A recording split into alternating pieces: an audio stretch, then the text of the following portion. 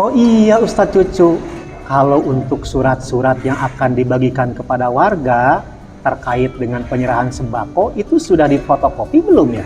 Alhamdulillah sudah Ustadz, kita fotokopinya di Jihan Center. Yang di mana Jihan Center? Itu Ustadz yang di dekat SDN Pangoban 12. Oh, kalau Jihan Center itu saya juga sering fotokopi di sana dan memang hasilnya bagus. Nah, kalau Ustazah Lilis untuk bukber itu pesan cateringnya ke mana? Ya sudah biasa kalau pesan catering itu dari Yaya Catering. Yaya Catering. Ya. Oh, alhamdulillah yang di dekat rumah sakit Soreang. Ya. Alhamdulillah. Betul, memang enak sekali. Pak Cucu, Yes, Ustadz. kan Pak Cucu itu fotokopian sudah diambil belum? Belum Ustadz, belum diambil. Kalau belum diambil, sekalian Pak Cucu datang ke penerbit Yudhistira dan mengambil buku yang akan dibagikan kepada anak-anak SDIT Batraan. Siap? Siap Ustadz. Alhamdulillah. Jihan Center Yaya Catering. Yudhistira memang the best.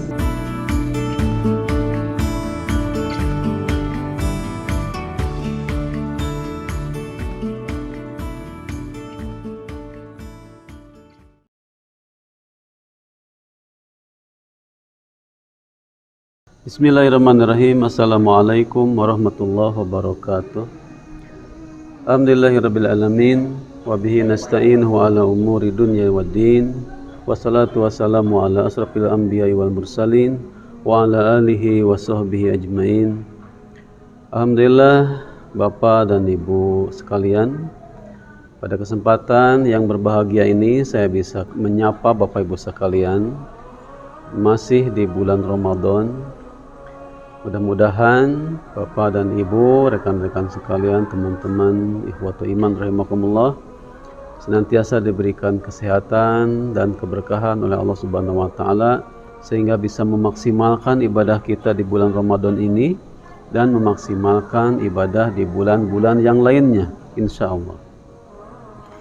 Pada kesempatan yang berbahagia ini saya ingin menyampaikan salah satu pesan ya, bahwa Ramadan itu memiliki pesan-pesan yang mendalam, bahwa Allah memerintahkan kita ibadah puasa atau ibadah saum memiliki tujuan yang sangat mulia, yaitu yang pertama untuk membentuk ketakwaan ya, sebagaimana yang Allah firmankan, a'udzubillahi minasyaitonirrajim, ya ayyuhalladzina amanu kutiba alaikumusiyam kama kutiba alal ladzina min qablikum la'allakum tattaqun. Jadi tujuan utama Allah memerintahkan ibadah saum tiada lain adalah agar kita menjadi orang-orang yang bertakwa. Takwa dalam arti yang pertama adalah takwa secara personal, takwa secara individu. Ini tujuan yang pertama. Ketika seseorang ibadah puasa, diharapkan masing-masing individu kita, masing-masing semua orang muslim ini menjadi orang yang bertakwa. Salatnya rajin, zikirnya rutin, ya. Kemudian ibadah-ibadah yang lainnya, salat tahajudnya, baca Qur'annya menjadi satu kebiasaan yang baik. Ini menandakan orang itu soleh atau takwa ya, dengan dia mengamalkan kewajiban-kewajiban yang Allah perintahkan kepada dia. Siapapun kita sekalian, kalau kita sudah sholat 5 waktu, baca Al-Quran, kemudian kita rajin sholat malam atau ibadah-ibadah personal lainnya, itu menandakan kita sudah menjadi orang yang bertakwa secara personal, secara individu. Ini salah satu tujuan kita diperintahkan ibadah saum. Tapi yang kedua, ini melengkapi yang pertama. Baiknya ibadah kita secara individu kepada Allah harus didukung dengan ketakwaan secara sosial. Ini tujuan yang kedua. Allah memerintahkan kita ibadah puasa la'allakum tattaqun, supaya kita menjadi orang yang bertakwa, takwa secara sosial selain takwa secara individu atau personal. Dalam kata lain ada yang mengatakan hablum minallah dan hablum minannas. Hubungan baik kepada Allah dan hubungan baik kepada sesama makhluk atau sesama manusia. Mungkin kita pernah dengar atau pernah membaca ada kisah seseorang baik laki-laki atau perempuan. Dia ahli ibadah, ya, ahli sholat, ahli saum, ahli baca Quran, tapi bisa celaka karena dia menjadi orang yang buruk dalam akhlaknya kepada sesama makhluk Allah atau kepada sesama manusia, sehingga di akhirat kelak menjadi orang yang bangkrut, yang muflis, ya. Banyak orang yang menagih atas kedolimannya waktu di dunia, datang menghadap kepada Allah dengan pahala yang besar, dengan pahala yang banyak, tapi banyak juga orang yang didolimi, yang pernah dipukul, yang pernah disakiti, mungkin yang pernah dijatuhkan martabatnya dan sebagainya. Yang jelas mereka merasa didolimi akan menagih keadilan di hadapan Allah Subhanahu wa taala, sehingga pahala yang dia kumpulkan selama di dunia diberikan kepada orang yang pernah dia dolimi. Ketika pahalanya habis, maka dosa orang-orang yang didolimi ditanggung oleh orang tersebut yang ahli ibadah. Maka terjadilah dia menjadi orang yang muflis, orang yang bangkrut di akhirat. Ini gara-gara apa? Gara-gara takwa hanya secara individu tapi tidak takwa secara sosial. Jadi hubungan baik kepada Allah harus didukung dengan hubungan baik kepada sesama manusia atau sesama makhluk Allah yang lainnya.